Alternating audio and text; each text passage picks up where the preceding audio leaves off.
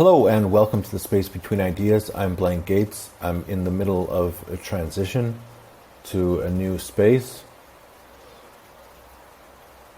Let's continue. So now, so I'm going to take a little bit of a break from the regular thing. You know, I've been talking a lot about building a course. It's taking a long time to try to find the beginning, the first few steps. I have to do some research into previous customer experiences. I have to sort those experiences.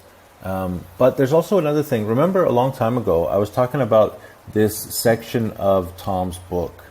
So a little bit earlier in his book, he talks about the endeavor themes and the endeavor elements. The themes are do, think, and be. So this is the entire basis of the concept of his book. That in order to do, before we do something, we should think about what we're going to do. And like the thing that we're going to do and the things like that we think about doing, they are restricted to some extent by what we are, who we are. And also at the same time, we're trying to develop that thing about what we are, who we are. So like shaping potential, the idea of shaping potential is that we have some stuff, and then we're gonna, like, in order to do something with that stuff, we have to create a plan. So it's not rocket science. He's a physicist. Dr. Buchholz is a physicist, but it's not necessarily rocket science here. Although that's like after I've, thousands of hours of teaching, and I'm like, yeah, I get it, but do you? So, it's hard sometimes. I remember, I already told this story before, but I remember at the very beginning, as I was starting to learn his book, he told me, remember these lessons, and also specifically, remember how difficult it is for you to learn this. And I was like, yeah. I mean, it took months and months and months just to pick up little pieces, small little ideas. It took years and years and years to put those little pieces into words and sentences and bigger concepts. So if you're new here, I'm sorry that much of what I talk about seems so difficult. Now, so creating effects here, it says take action to produce results. Measure or appreciate the outcomes. Reuse facets of the endeavor. Form agendas. So you're using the information, you're making assumptions, you're developing alternative scenarios, you're choosing plans. So here it is, shape potential. Gathering the resources, motivating the participants, and developing the teamwork. Now, the thing is that he has this thing called the fourth element, is called programs. So here, a program is a subset of an endeavor. So I guess that means like a sub-endeavor?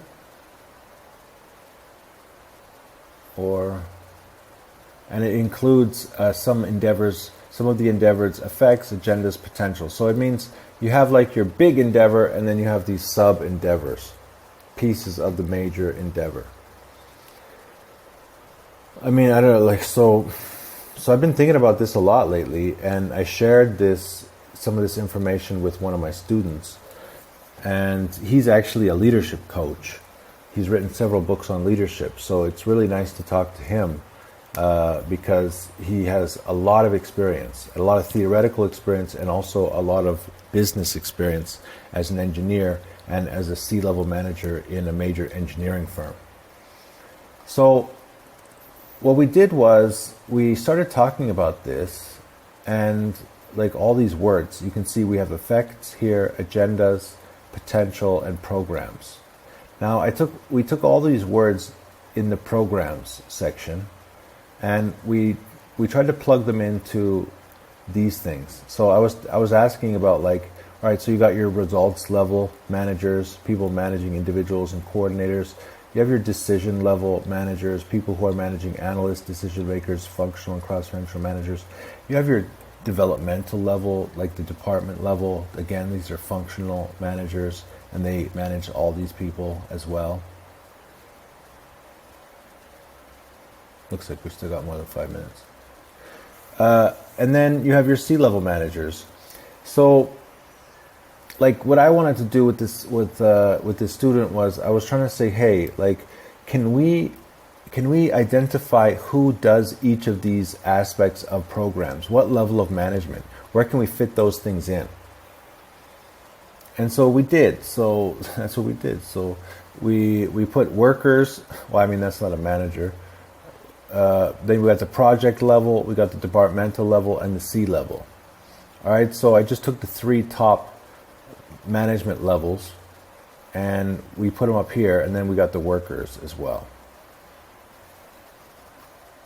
And so we just read them. So for example, affecting financial success could be like a department head, it could be a C level. So we went through all of these. Now the thing is that he wanted to spend a little more time on it.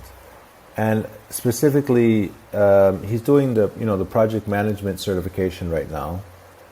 It's really strange because I have like 2 or 3 people that I talk to that are doing project management certification. And then I have a couple other people who have already gotten through it. Now, he came back this week, and he already put them in. So we have these 5 phases of a project, and then he put all of the processes in the left column, and then for each of them, he kind of thought about who does what, at what level. So it looks like execute is like a lot of workers. There's a lot of workers in the execution phase. But in the planning phase, we don't have any workers. Another interesting thing is that in the initiation phase, we have a lot of department heads and a lot of C levels. The project level does come into play in a few different areas, but then when we move to the planning section, it's almost all project level. So I started to play with that. So in the initiation phase, so then I split them into these categories again from the original. And also, I tried to split them up again. So, like in the top, you can see we have mostly departmental heads and C levels. They're trying to catalyze innovation. I felt like catalyzed innovation, this is like a big idea. Like, catalyze innovation. Like, what does that really mean? If we jump back into these endeavor elements, to catalyze innovation.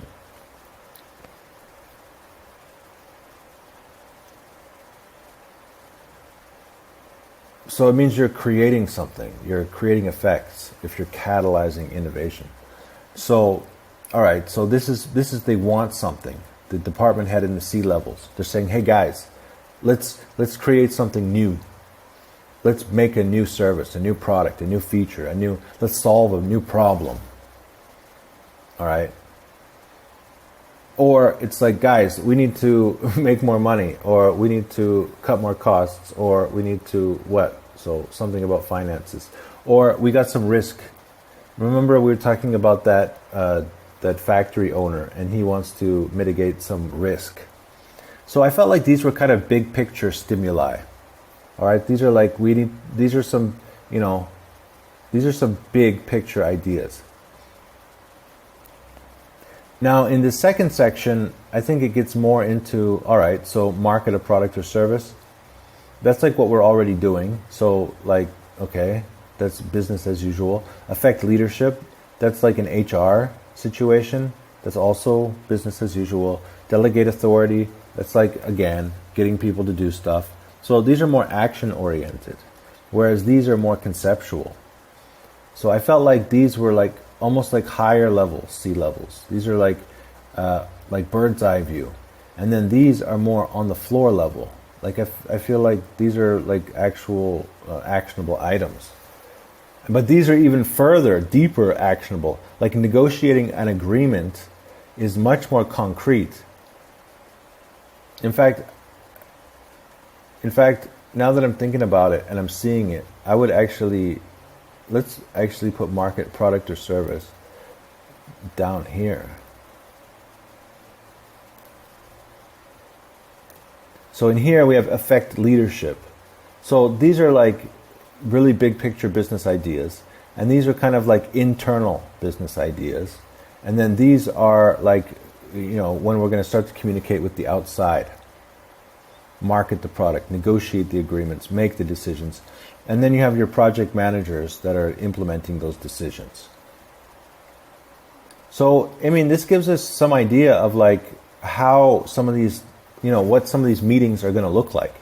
So if we're going to have a meeting about marketing our product and service, we're probably going to want to invite the department heads and the C-levels.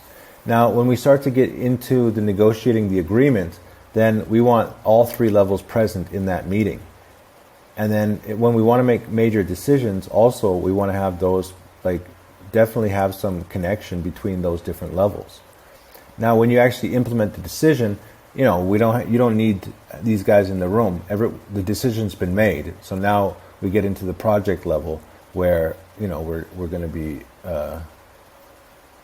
results level. We're going to be delivering those results based on structuring the deliverables. So this is the key, the key results. Here we create the objectives, and then here we have the key results. These guys deliver on the key results, and then these guys get their objectives filled. All right, so that was pretty interesting. I felt like that was pretty interesting to see, the work that he'd done. And then, just a couple of minutes ago, I went into the next section. So in the planning section, now, so we're moving from the initiate. So you can see the initiation. It's okay, guys, what do you think we should do? So I have no idea what we should do. All right, well, here's some categories. Do we want to catalyze innovation? Or do we want to affect financial success? Or do we want to mitigate risk? So those are some big categories. If we're not sure what we need to do, let's start there. Now, from there, we can get more specific about, all right, maybe, these are big business. Like I was saying, these are big business ideas. How can we improve things? And then these are all right, so these are more okay, so how can we affect what's going on internally? And then we get further down into, all right, we already have the people in the right places. We're already doing the right things. And so, all right, so business as usual, how does this work? How are we going to do this? And then in the planning stage, you can see that the C level is completely out of it. And in fact, even the department level, they do manage the project, but these are objectives levels, where these are key results levels. So in this case, managing risk at the planning stage is much, much different than managing risk at the initiation stage. This is a much like a bird's eye view, and this is a details, very specific. We've already picked our project, so let's look at the risks for this specific project. And this is when we come into this forming agendas area.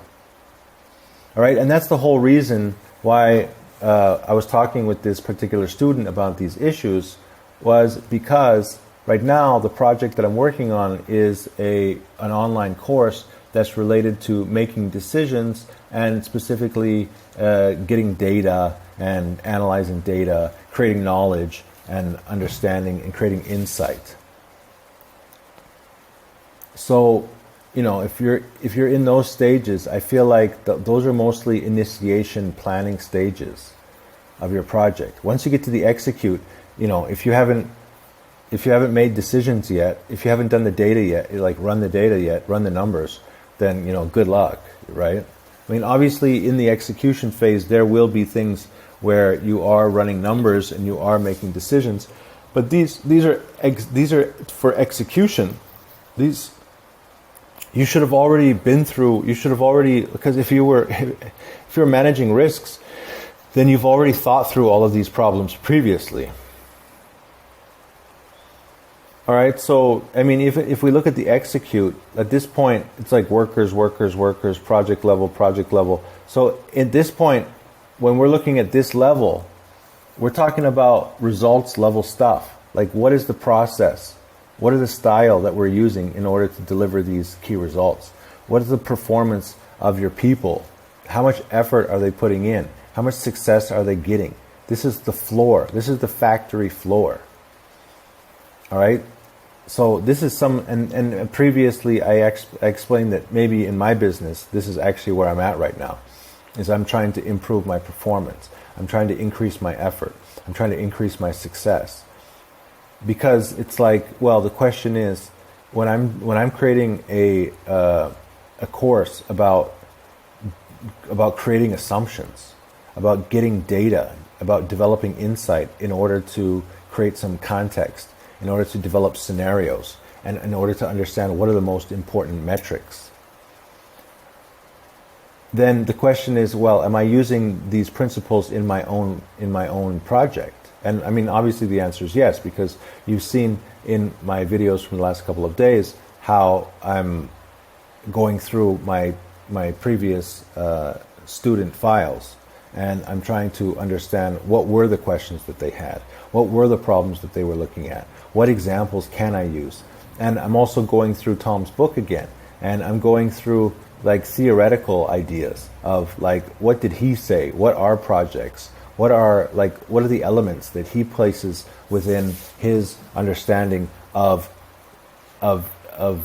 what businesses do.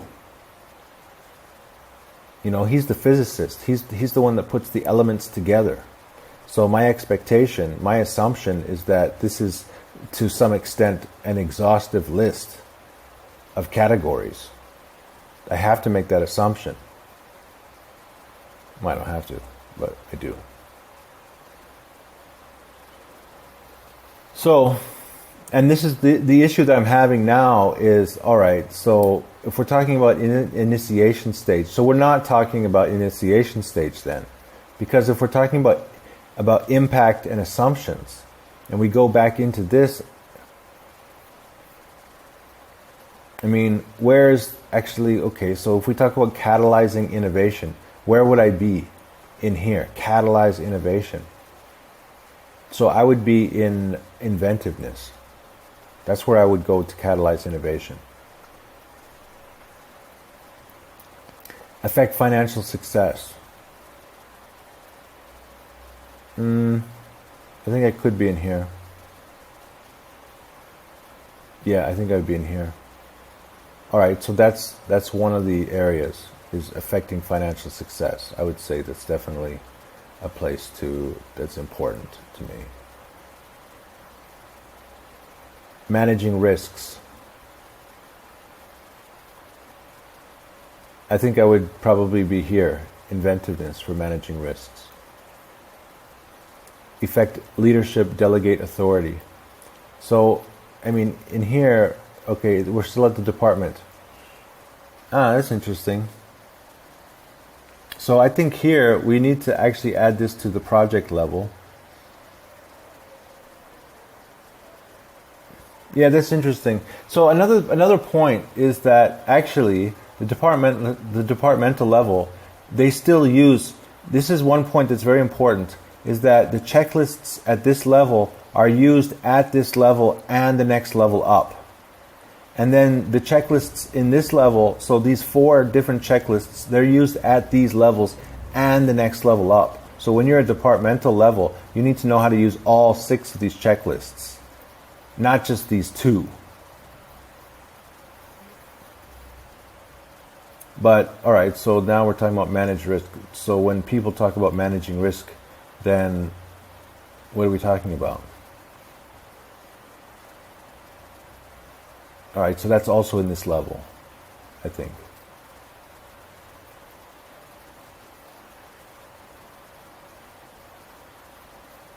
Now, what about affecting leadership and delegating authority? So, affecting leadership and delegating authority.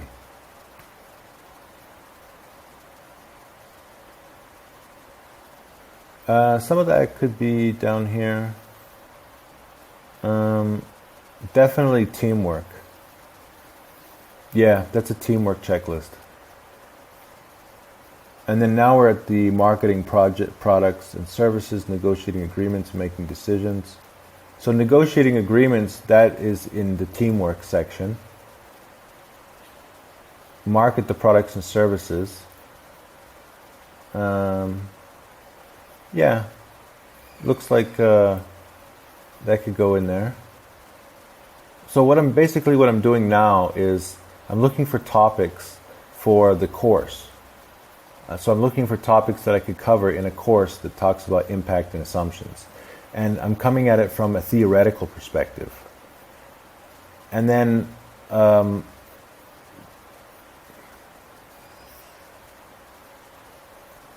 eventually I'm gonna map that with, as I go through previous students.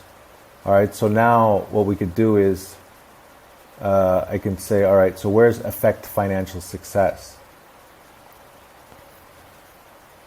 All right, so that's sales and marketing is going to be affect financial success. But also internal controls,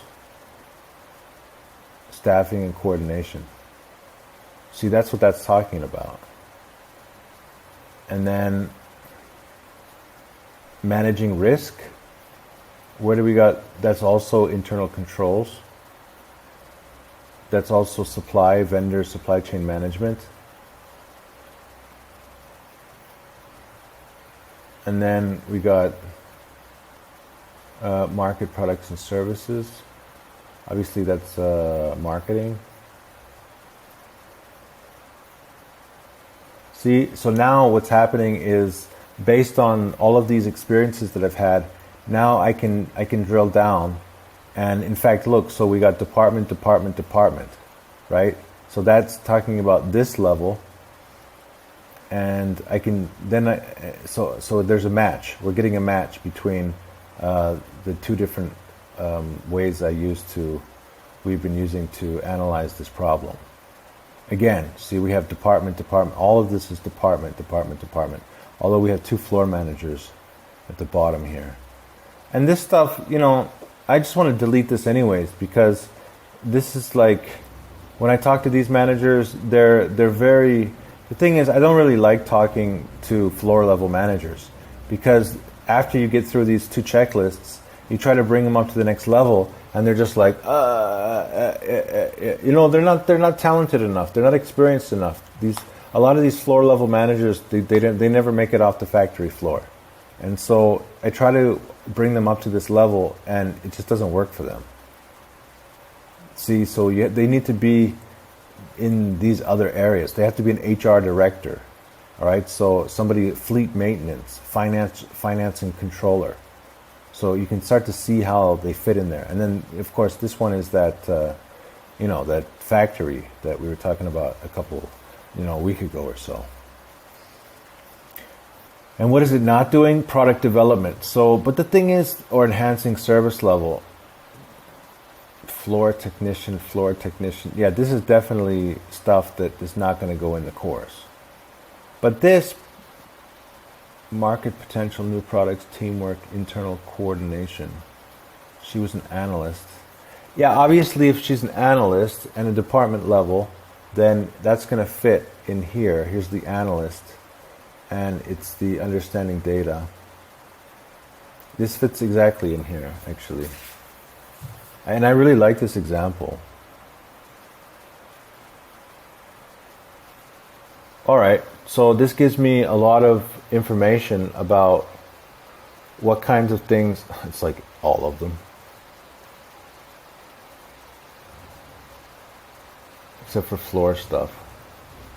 And I didn't highlight the CEO stuff either.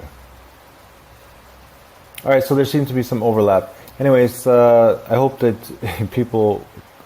The thing is, like, the level that I'm thinking, I've spent years thinking about this stuff. So, and to be honest with you, the whole reason I'm doing this course, like creating this stuff, is because I'm trying to find other people who can understand this stuff, who think like this, and who want to do coaching. I'm trying to provide tools for people that want to be coaches. So I hope at some point people will start to make comments and people will start to get into this. And so I can figure out a better way to share these ideas so I can attract the kind of people who want to make money and help people by using these tools. So anyways, I don't want to go past 25 minutes. That seems crazy to me. We finished another week. Hope you guys have a great weekend. Space between ideas. Peace.